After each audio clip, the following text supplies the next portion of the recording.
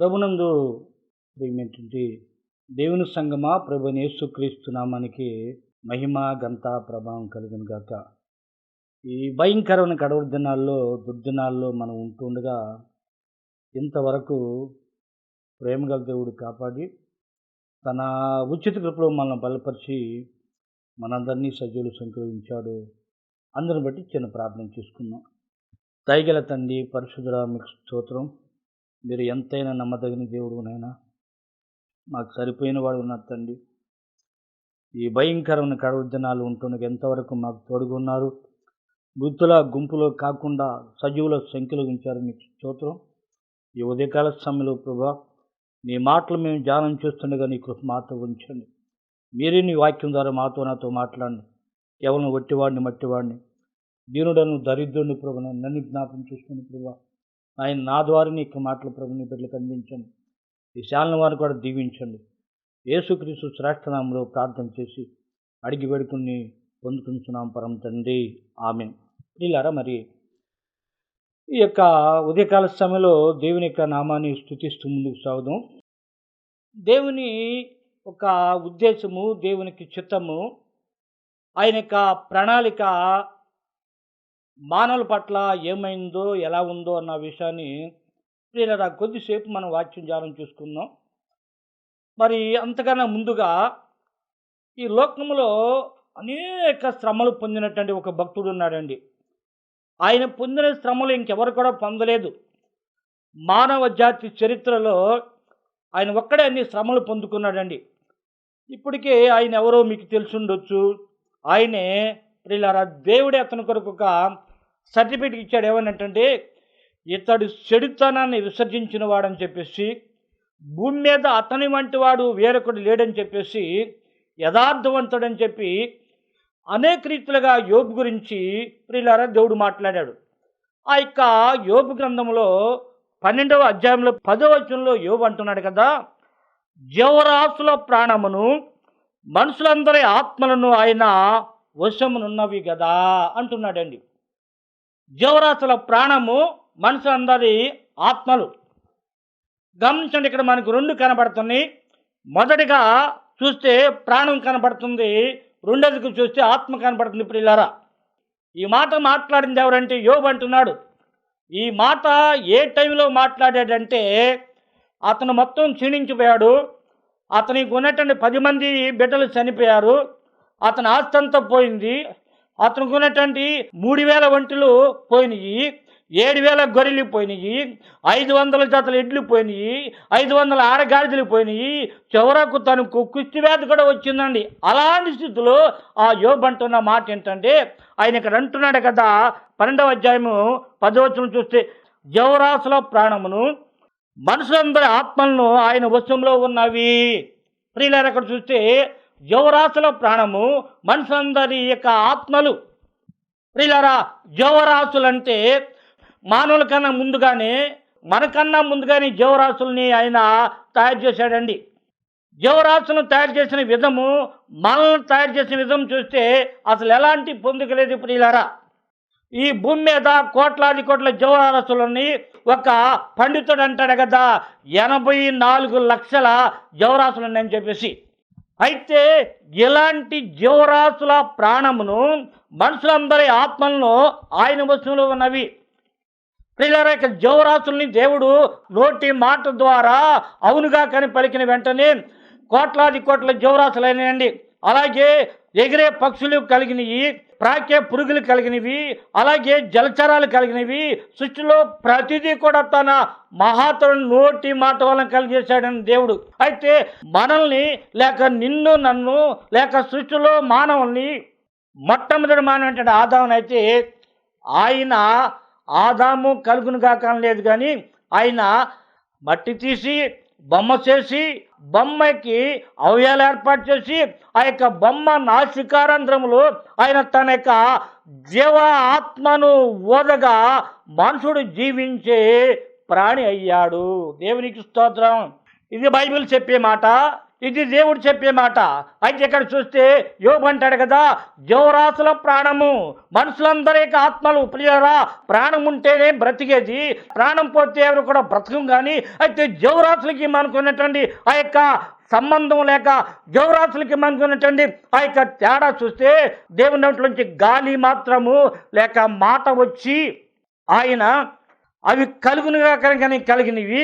మరణం చూస్తే ఆయన నోటి మాట ద్వారా కాదు కానీ బొమ్మ చేసి తన ఊపిరి, తన సొంత ఊపిరి ఆయన మన ముక్కు గుండా దేవుడు మనలోనికి వదబట్టి మనం జీవించే ప్రాణి అయ్యాము. దేవునికి స్తోత్రం. జీవరాశులు అయితే నోటి మాటే, వాటికి ప్రాణమే ఉంది. మనం నోటి మాట కాదు కాబట్టి మనకు ప్రాణం ఉంది, ఆత్మ ఉంది. ప్రియులారా, ప్రాణం అంటే ఏమిటి? ఆత్మ అంటే ప్రాణం రక్తమే. ప్రియులారా, ఆ యొక్క జీవరాశుల గురించి ప్రాణం పోయిందంటాం. అయితే జీవరాశులకి పరలోకం లేదు, నరకం లేదు.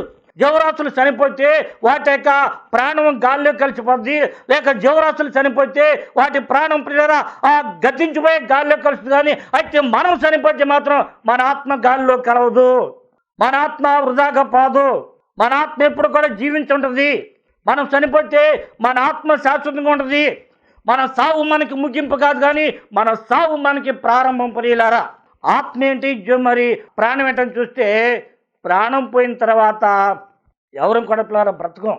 జీవరాశులు చనిపోతున్నాయి, వాటి యొక్క ప్రాణము మట్టిలో గాల్లో కలిసిపోతుంది. కానీ అయితే మన విషయం అయితే మనకు ప్రాణం ఉంది, ఆత్మ ఉంది. ప్రియులారా, ఆత్మ ఎంతో విలువైంది.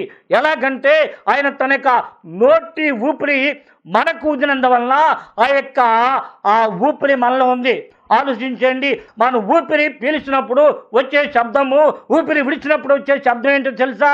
మన దేవుడు మనలోనే, మన ఊపిరితిత్తులోనే, మన బంధువుల కన్నా, మన స్నేహితుల కన్నా, మన తల్లిదండ్రుల కన్నా, అందరికన్నా మిన్నగా దగ్గరున్నట్టు దేవుడు మన ఊపిరి పీల్చినప్పుడు వచ్చే శబ్దం ఏంటంటే ఏ అనే శబ్దం వస్తుంది. ఊపిరి విడిచినప్పుడు వచ్చే శబ్దం ఏంటంటే సు అనే శబ్దం వస్తుంది. ఏసు ఏసు ఏసు. నువ్వు బ్రతికినంత కాలం, నేను బ్రతికినంత కాలం, మరి కొన్ని లక్షల కోట్ల సార్లు మనం ఊపిరి ఎడవలసిందే, ఊపిరి మరి పీల్చుకోవాల్సిందే. నువ్వు యేసును అంగీకరించిపోయినా నీ స్థితి ఏదైనా సరే కావచ్చు, కానీ నీలో ఉన్నటువంటి ఆ యొక్క జోమ యేసులోండి వచ్చింది. అందుకొరకే యేసుకు నువ్వు సమీపంగా ఉన్నావు, యేసుకు నీవు కుమారుడు కుమార్తెవు, యేసుకు నీవు కావాలి. రెండు రకాలుగా యేసుకు నీకు సంబంధం ఉంది. ఏంటండి? మొదటిగా ఆయన తన చేతితోటి బొమ్మ చేసి నీకు అవయవాలు ఏర్పాటు చేశాడు. రెండోదిగా తన సొంత ఊపిరి ఆయన నీలో నాలో ఊదాడు. నువ్వే కులమైనా ఏ మతమైనా కావచ్చు, కానీ నువ్వు ఆదాం నుంచి వచ్చావు. ఆదాం చేసింది ఎవరంటే ఆ దేవుడే. ఆయన మరి గొప్ప దేవుడు అండి. అందుకొరకు ఏమంటాడు కదా, జీవరాత్మల యొక్క ప్రాణమును, మనుషులందరి ఆత్మలు ఆయన వస్తువులో ఉన్నవి. ఎవరి వస్తువులో? దేవుడు ఎవరైతే చేశాడో, ఏ దేవుడైతే చేశాడో ఆయన వస్తువులో ఉందండి. కాబట్టి ఆయన సృజించాలి. ఈనాటి మన యొక్క వాక్య అంశం మరి చూస్తే ఏంటంటే రక్షణ పొందుట. రక్షణ దేనికి కావాలి ప్రియులారా? మరి అధికారులు లేక ఎంపీలు, ఎమ్మెల్యేలు, మినిస్టర్లు అంగరక్షకులు పెట్టుకుంటారండి. అంటే వారి ప్రాణానికి రక్షణ. వారు కొంతమంది ఆ బాడీ గార్డులు వారికి సహకారంగా ఉంటారండి. ఆ పార్టీ సేవని కనపట్టుకుని ఈ అధికారులు వెళ్తుంటే వారికి ముందు వెనుకుంటారు. ఎందుకంటే వారి ప్రాణానికి రక్షణ, కానీ వారి ఆత్మకి రక్షణ ఎవరు ఇవ్వలేరండి. అలాగే మనకి పాదరక్షకుల నుండి మన కాలు కేసుకున్న చెప్పులంటే పాదాలకు ముళ్ళు కుచ్చుకోకుండా, పాదం కాలకుండా అంతవరకే. అలాగే మనకు తలకు రక్షణ ఉంటుంది. అయితే శిరస్త్రాణం మరి మనం పెట్టుకునే హెల్మెట్ అండి. అయితే ఇలాంటి మన శరీరానికి రక్షణ, కానీ మన ఆత్మరక్షణ గురించి ఏంటి? ఈ శరీరం తాత్కాలికమైందే, ఈ శరీరం ఎప్పటికప్పుడు మట్టిలో కలవాల్సిందే. అలాంటి శరీరానికి రక్షణ, కానీ ఆత్మకి రక్షణ గురించి ఏంటి అనే విషయంలో మనం ఆలోచించాలి. ఎందుకోసం అంటే రక్షణ పొందుట, రక్షణ పొందాలి. రక్షణ ఎవరు ఇస్తారు? రక్షణ పొందితేనే మానవుడు బ్రతికి మరి జీవించేది. రక్షణ అసలు అంటే ఏంటని మనం చూస్తే, ఈ సర్వలోకాన్ని సృష్టించిన ఆ దేవాది దేవుడే యేసుక్రీస్తు అనే పేరున భూలోకానికంగా రాకముందే ఒక దేవదూత మరియ దగ్గరకు వచ్చి అంటుంది కదా, ఇదిగో పరిశుద్ధాత్మ ద్వారా నువ్వు గర్భవతి అవుతావు. నీ గర్భాన్ని పుట్టబోయే శిశువు సర్వంతుని కుమారుడు అనబడును. అంతేకాదు ఆయన తన ప్రజల్ని వారి పాపం నుండి ఆయనే విడిపిస్తాడు కాబట్టి ఆయనకి యేసు అనే పేరు పెట్టుదువు. రక్షించేవాడు యేసు. యేసు అనగా రక్షకుడు, కానీ భక్షకుడు కాదు, శిక్షకుడు కాదు. యేసు రక్షించేవాడు. అయితే రక్షణ కావాలి. ఎందుకు రక్షణ కావాలి? లేక ఈ లోకంలో ఉంటుండగా రాజకీయ నాయకులు కావచ్చు, అధికారులు కావచ్చు, వారు డ్యూటీ చేసినంతకాలం వారికి అంగరక్షకులు ఉంటారండి. అది ప్రాణానికి రక్షణ మాత్రమే. కానీ మన ఆత్మకు రక్షణ కావాలంటే ఎవరిస్తారంటే అది నీ దగ్గర నా దగ్గర లేదు. కానీ లోకానికి రక్షకుడు ఎవరు? లోకాన్ని సృష్టించిన దేవుడు ఎవరు? ఎవరైతే రక్షణ ఇవ్వగలరు, ఎవరైతే నీ ఆత్మ నరకంలో పడి నాశనం కాకుండా నీకు రక్షణ ఇస్తారో ఆయన దగ్గరికి రావాలని ఈ పగడి వేళ దేవుడు నీతో మాట్లాడుతున్నాడండి. రక్షణ పొందుటెట్లు చూడండి అపోస్తల కార్యము 16:30 అయ్యలారా రక్షణ పొందుటకు నేనేమి చేయవలెను అంటున్నాడు. ఏంటి? మనలాంటి సామాన్యుడు కదండి ఆయన. మనలాంటి ఒక వ్యక్తి కాదు. ఆయన జైలేరు, ఒక జైలు సూపరింటెండెంట్ అండి. ఆయన చేతిలో కొంతమంది సైనికులు ఉన్నారు, ఆయన చేతిలో కొంతమంది స్టాఫ్ ఉన్నారు, ఆయన చేతిలో కొంతమంది ఖైదీలు ఉన్నారు, వారిపైన అధికారం కలిగిన వాడు. అలాంటి యొక్క జైలరు లేక జైలు సూపరింటెండెంట్ అంటాడు కదా, అయ్యలారా రక్షణ పొందుటకు నేనేం చేయాలి? ఆయనకు రక్షణ అవసరమా? ఆయన గొప్ప హోదా ఉంది, ఆయనకు అన్నీ ఉన్నాయి. కానీ ఆయన అంటున్న మాట ఏంటంటే అయ్యలారా రక్షణ పొందుటకు నేనేం చేయాలి? రక్షణ అవసరం. మన ఆత్మకు రక్షణ ఎంతో అవసరం. ఎందుకోసం మన ఆత్మ తరతరాలు కూడా కోట్లాది కోట్ల సంవత్సరాలు జీవించుంటుంది. ఎక్కడంటే పరలోకంలో జీవించి ఉండాలంటే మన ఆత్మకు రక్షణ అవసరం. ఏ కులస్తులైనా, ఏ గోత్రికులైనా, ఏ తెగవారైనా, ఏ భాష మాట్లాడేవారైనా, లేక ఏ మతం వారైనా వారి యొక్క నమ్మకం, వారి ఉద్దేశం ఏంటంటే మోక్షం వెళ్ళాలి, అలాగే పరలోకం, అలాగే స్వర్గము, వైకుంఠం అని రకరకాల పేర్లతో పెట్టి పిలుస్తారు. అది వెళ్ళాలని వారు కొంత డబ్బు ఖర్చు పెడతారు. అలా వెళ్ళాలని వారు చేస్తున్నటువంటి కొన్ని పనులు అంటే యజ్ఞ యాగాదులు చేస్తూ ఉంటారు, దాన ధర్మాలు చేస్తూ ఉంటారు. పుణ్యదుల్లో వారు మరి స్నానం చేస్తూ పాపం పొందనుకుంటారు. కానీ నీ పాపం నా పాపం పోవాలంటే పాపం లేని దేవుడైతే ఎవరైనా ఉన్నారు, పాపం లేని రక్షకుడు ఎవరున్నారు, పాపాలు క్షమిస్తానికి అధికారం కలిగిన వాడు ఎవరున్నారు? ఆయన దగ్గరకు వస్తేనే మన పాపాలు క్షమించబడితే కానీ, లేక మనం ఎలాంటి స్నానాలు చేసినా, ఎలాంటి దాన ధర్మాలు చేసినా, ఎలాంటి పుణ్యకాలు చేసిన మనం రక్షణ పొందలేము. రక్షణ చాలా ఇంపార్టెంట్. మనం బ్రతికిన మన జీవితకాలం బ్రతుకులు ఆ లోకంలో మనం 70-80 సంవత్సరాలు బ్రతికినప్పుడు కూడా మన జీవితకాలం గురించి ఏదో ప్లాన్ చేసుకుంటూ ఏదో అని చేసుకుంటాం. కానీ ఇది వ్యర్థమే. ఒకానొక దినమందు యాత్ర ముగించాలి, ఒకానొక దినమందు మన భార్య బిడ్డలు విడిచిపెట్టాలి, ఒకానొక దినమందు మన సంఘాన్ని విడిచిపెట్టాలి, ఒకానొక దినమందు మన గ్రామాన్ని విడిచిపెట్టాలి, ఒకానొక దినమందు మన కుటుంబాన్ని విడిచిపెట్టాలి, ఒకానొక దినమందు ఈ లోకాన్ని విడిచిపెట్టాలి. తర్వాత మన స్థితి ఏంటి? ఆ చచ్చినాకేమవుతాడు? ఎవరు చూశాడంటావా? కాదు. మన జీవితము ఈ లోకంలో జీవించే జీవితం కేవలం నీడలాంటిది, అల్పమైంది, నీటి బుడగ లాంటిది. కేవలము దేవుడి లోకానికి అయ్యా కొద్ది కాలం ఉండి మీరు రండి పంపించాడు తప్ప ఎక్కడే మీరు ఉండండి, ఇదే శాశ్వతం వల్ల. మొట్టమొదటిగానే ఆదంతో దేవుడు చెప్పిన మాట ఏంటంటే నువ్వు మట్టే కాబట్టి తిరిగి మట్టి అవుతావన్నాడు. కానీ ఈనాడు శాస్త్రవేత్తలు తన జ్ఞానాన్ని బట్టి, తన తెలివిని బట్టి, తన యొక్క వారు చేస్తున్న పనులు బట్టి అనుకున్నారు కదా మేము నూతనంగా పరిశోధనలు చేస్తామన్నాం, మానవుడికి సావు లేకుండా చేస్తాం, అంతే కూడా కాదు దేవుని యొక్క జీన్స్ని మేము పట్టుకుంటా ఉంటారు గంటలరా అంటున్నారు. కానీ దేవుని యొక్క మాట మాత్రం వ్యర్థమయ్యేది కాదండి. దేవుడు చెప్పిన మాట మరణశాస్త్రం రాసిన వాడు మరణిస్తేనే తప్ప అది చెల్లుని అన్నట్టుగా మరణశాస్త్రం ఏ దేవుడైతే రాశాడో ఆయన మరణించాడు, అందుకే మరణశాస్త్రం చెల్లింది. కాబట్టి ఎవరు కూడా సావు లేకుండా బ్రతకం, ఏదో ఒక దినమందు ఈ లోకాన్ని విడిచిపెట్టవలసింది. మనుషుడు పుట్టేటప్పుడంట ఒక్క వ్యక్తిని తల్లి నేర్పిస్తాడంట, పుట్టిన తర్వాత అనేక నేర్పిస్తాడంట, చనిపోయిన తర్వాత కొంతమంది నేర్పిస్తాడంట. గమనించండి, ఇక్కడ చూస్తే పరిశుద్ధి గమనిస్తే మన ఆత్మకు రక్షణ అవసరం అండి. ఇక్కడ అంటాడు కదా జైలరు అయ్యలారా రక్షణ పొందడం నేనేం చేయాలి? నాకు అన్నీ ఉంది, ప్రభుత్వం వారు ఇచ్చే సదుపాయాలు ఉన్నాయి, నాకు ఉద్యోగం ఉంది, నాకు సమస్య ఉంది, కానీ ఆయన రక్షణ పొందుకోవాలి. ఎందుకు వచ్చింది ఆయనకి అలాంటి ఉద్దేశం? ఎందుకు వచ్చింది ఆయనకి అలాంటి మనసు? ఆ రాత్రి వేళలో పౌలు శీలనబడి ఇద్దరు మనుషులు ఆ యొక్క ఫిలిప్పీ సరసాల్లో వారు ఉంటూ ఎంతో వేదన పడి అంతక్రితం ఒక సిచ్యువేషన్ జరిగింది. వారు ఒక దయ్యాన్ని వెళ్ళగొడితే అందరిని బట్టి అధికారులు ఆ యొక్క పౌలు శిల మీద పడి దొమ్మిగా వారిని కొట్టి వారి వస్త్రాలు లాగివేసి బెత్తాలతో వారిని కొట్టి వారిని ఏం చేశారంటే ఆ యొక్క సరసాల్లో వేస్తే ఆ రాత్రి ఆ యొక్క ఇద్దరు భక్తులు కూడా పాటలు పాడుతున్నారు. అంతేకాదు ప్రార్థన చేస్తున్నారు. ఎందుకోసం అంటే మరి వాక్యం చెప్తుంది, మీరెవరికైనా సంతోషంగా ఉండే కీర్తన పాడండి, ఎవరైనా మీలో శ్రమల్లో ఉంటే ప్రార్థించమని చెప్పినట్టుగానే వారికి సంతోషం ఏంటి తెలుసా? మా ఆత్మలు లేక మా శరీరం కృషించిపోయినా, లేక మాకు దెబ్బలు తగిలినా, మాకు అవమానం కలిగినా, మా శరీరం చిట్లిపోయినప్పుడు కూడా ఏమిటంటే మేము దేవుడు మాకు మేలు చేశాడని ఒక ఆత్మను దేవుడు కాపాడాడని చెప్పేసి ఒక ఆత్మ రక్షణ పొందుకుందని చెప్పి ఎంతో ఆనందంతో ప్రియులారా ఎంతో సంతోషంతో కీర్తనలు పాడుతూ ఉన్నారు. దేవునికి స్తోత్రం. అలాంటి స్థితిలో జరిగింది ఏంటంటే ఆ యొక్క ఖైదీలందరూ వింటున్నారు.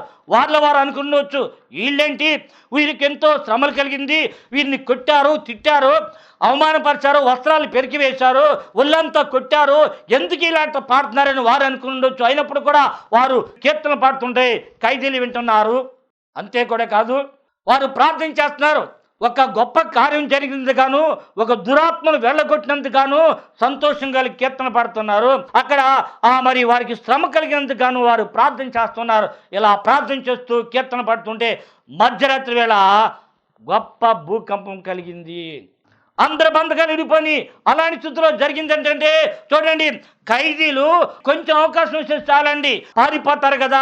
అలాంటి స్థితిలో ఒకవేళ పౌలు అని ఉండొచ్చు, లేక శీల అని ఉండొచ్చు. ఏమనంటే అయ్యా మీరు ఎక్కడికి వెళ్ళొద్దు, ఎక్కడికి పారిపోవద్దు అని అనుండొచ్చు. అయితే వారి మాటలో యొక్క ఖైదీలు వినుండొచ్చు. పిల్లరా, అందరు బంధకాలు ఊడిపోయి, తలుపులన్నీ తెరిచిపోయి, తాళాలు పగిలిపోయి, అప్పుడు సరసాల నాయకుడు మేల్కొని ఎందుకు నాకు ఈ యొక్క బ్రతుకెందుకు, నా పై అధికారుల వల్ల నాకు ఇబ్బంది కలుగుద్ది, నా పై అధికారుల వల్ల నాకు నష్టం కలుగుద్ది, తన్ను తాను పొడుచుకోవాలనుకుంటుంటే అన్నాడు కదా, అయ్యా మీరేమి కూడా హాని చేసుకోవద్దు, మేమందరం ఇక్కడే ఉన్నాం అని చెప్పి ఆ పౌలు శీల చెప్పినప్పుడు సరసాల నాయకుడు అంటున్నాడు కదా, అయ్యలారా రక్షణ పొందాలని నేనేం చేయాలి?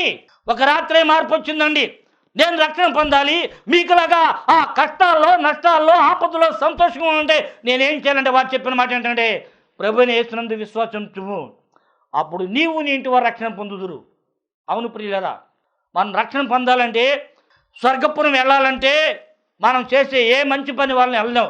ఆ మంచి పనులు దేవుడు అంటాడు కదా, మీ నీతి కార్యములన్నీ కూడా నా సన్నిధిలో మురికి గొడ్డాలు అంటున్నాడండి.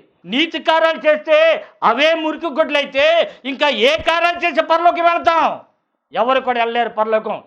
ఒక యేసు ప్రభు తప్ప, యేసు ద్వారా తప్ప, యేసు రక్తంలో కడగబడితే తప్ప, యేసు క్రీస్తును అంగీకరిస్తే తప్ప లేక ఎవరు కూడా పరలోకంలో చేరాలని వాక్యం చెబుతుంటారా. అందుకొరకే మార్క్స్ వార్తలు అంటాడు కదా 16:15 వచ్చిన అక్కడ అంటున్న మాట ఏంటంటే, నమ్మి బాప్తిసం పొందినవాడు రక్షించబడును, నమ్మని వానికి శిక్ష విధించబడుద్ది. ఏమి నమ్మాలి? కనబడిన దాన్ని నమ్మకూడదండి. ఏది నమ్మాలి? ఎవరే మాట చెప్తే ఆ మాట నమ్మకూడదు. ఏది నమ్మాలంటే ఈ సృష్టికర్త ఎవరు ఆయన నమ్మాలి, సృష్టిని సృష్టించిన దేవుడు ఎవరు ఆయన నమ్మాలి, ఎవరి వల్ల సృష్టి కలిగింది నమ్మాలి, పాపం లేని దేవుడు ఎవరు నమ్మాలి, పాపం తీసే శక్తి ఎవరికి ఉందో నమ్మాలి. అలాంటి దేవుని నమ్మి బాప్తిసం పొంది నువ్వు రక్షించబడతావు. నువ్వు ప్రధానివి కావచ్చు, అధికారి కావచ్చు, గొప్పవాడు కావచ్చు, ఎవరైనా కావచ్చు, కానీ నువ్వు రక్షణ పొందాలంటే యేసుక్రీస్తు ప్రభువు నమ్మాలి అంటాడు కదా. నమ్మి బాప్తిసం పొందినవాడు రక్షించబడును, నమ్మని వానికి శిక్ష విధించబడును. ఆ శిక్ష ఏంటంటే ఈ లోకంలో మన చట్టాలు వేసే శిక్ష ఉంది, ఈ లోకంలో న్యాయస్థానం వేసే శిక్ష ఉంది. 6 నెలలు, 3 నెలలు, సంవత్సరము, కారాగార శిక్ష లేక ఉరి శిక్ష కాదు, కానీ ఆయన వేసే శిక్ష ఏంటంటే తరతరాలు యుగాలు కూడా కోట్ల కొలది సంవత్సరాలు నరకంలో పడి నశించవలసింది. వారు ఎంత వారని కావచ్చు. ఈ లోకంలో అయితే మనుషుడు డబ్బు పెట్టి శిక్ష రాకుండా తప్పించుకోవచ్చు, దేవుని చేతుల నుంచి ఎవరు కూడా తప్పించుకోలేం ప్రియులారా. ఆ రోజు రాకముందే, ఆ టైం రాకముందే రక్షణ పొందుకోవాలి అంటాడు కదా. అయ్యలారా, నేను రక్షణ పొందుకు నేనేం చేయాలి చెప్పండి అయ్యా, నేనేం చేయాలి రక్షణ పొందుకోవాలి? ఎంతవరకు రక్షణ గురించి నాకు అవగాహన లేదు, ఎంతవరకు రక్షణ గురించి నేను ఆలోచించలేదు, కానీ ఈ రాత్రి నాకు ఆలోచన కలిగింది, ఈ రాత్రి నాకు కనువిప్పు కలిగింది, ఈ రాత్రి నా యొక్క మనసు తెలుసుకుందయ్యా. రక్షణ పొందాలి, ఏం చేయాలంటే ప్రభువుని యేసునందు విశ్వాసం ఉంచు. ఈ వాక్యం ఏంటంటే ప్రియ సోదరా సోదరి, ఎంతవరకు యేసు ఎవరో నాకు కాదనుకుని ఉండొచ్చు, లేక యేసు ఎవరో నా దేవుడు కాదనుకుని ఉండొచ్చు, కానీ యేసు నువ్వన్నా అనపోయినా, నువ్వవునన్నా కాదన్నా అందరికీ యేసుక్రీస్తు దేవుడండి. అందుకొరకే అపోస్తల కార్యము 10వ అధ్యాయము 36వ వాక్యం రాయబడిన మాట ఏంటంటే, యేసుక్రీస్తు అందరికీ ప్రభు, కొందరికే కాదండి, సర్వ ప్రపంచానికి ప్రభు అండి. ఆయన సర్వలోకానికి ప్రభు. ఆయన మాట్లాడుతున్నాడు. ఆయన గురించి మరి పౌలు చాలా మాట్లాడుతున్నారు. ప్రభు అయిన యేసునందు విశ్వాసం ఉంచుము, అప్పుడు నీవు నీ ఇంటి వారు రక్షణ పొందుతారు.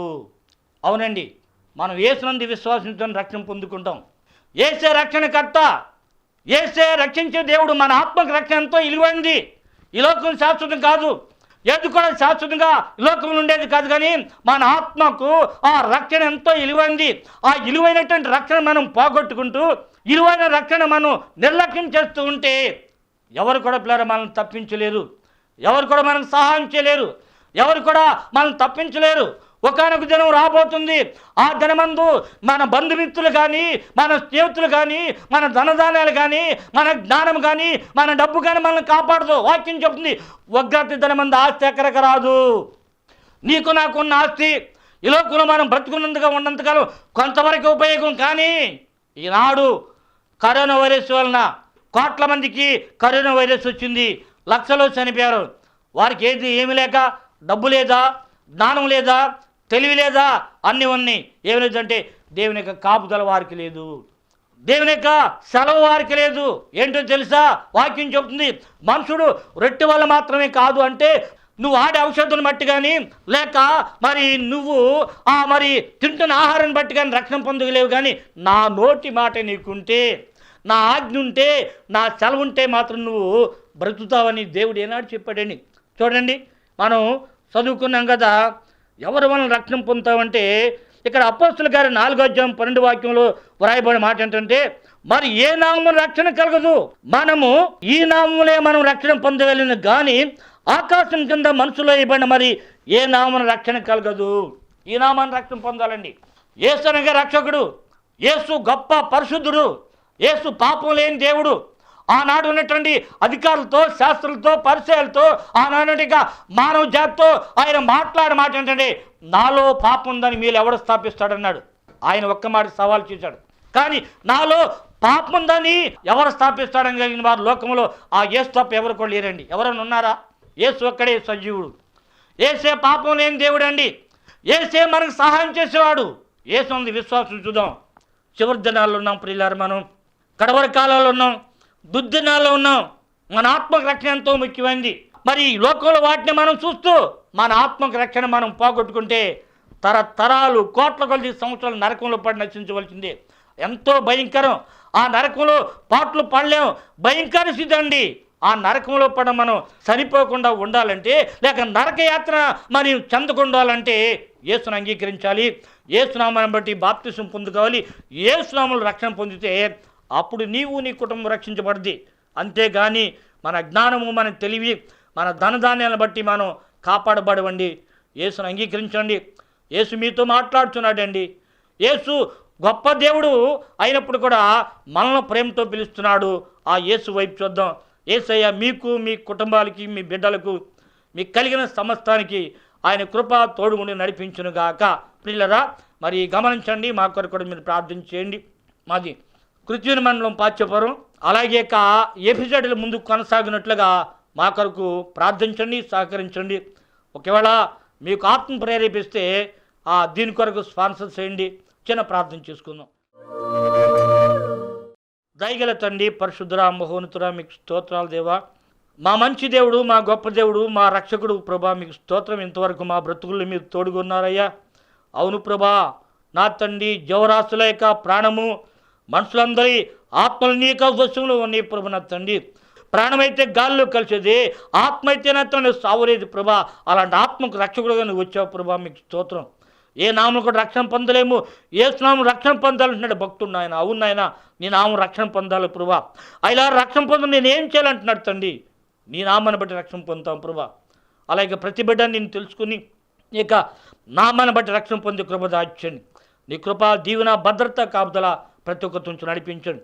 ఆయన వాక్యం నా ప్రతి బిడ్డను దీవించండి. వారితో మాట్లాడి ప్రభా, వారిని దర్శించి నడిపించండి. వారికి నీకు ఆశీర్వాదాలతో నడిపించి బలపరచండి. అలాగే స్నాన వారిని దీవించండి తండ్రి.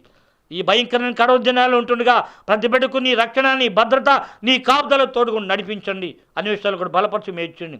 యేసుక్రీస్తు శ్రేష్ఠ నామములో ప్రార్థన చేసి అడిగి వేడుకుంటున్నాను పరమ తండ్రి, ఆమేన్. దేవుడు మిమ్మల్ని, మీ కుటుంబాలని, మీకున్న సమస్తం దీవించును గాక. ఆమేన్.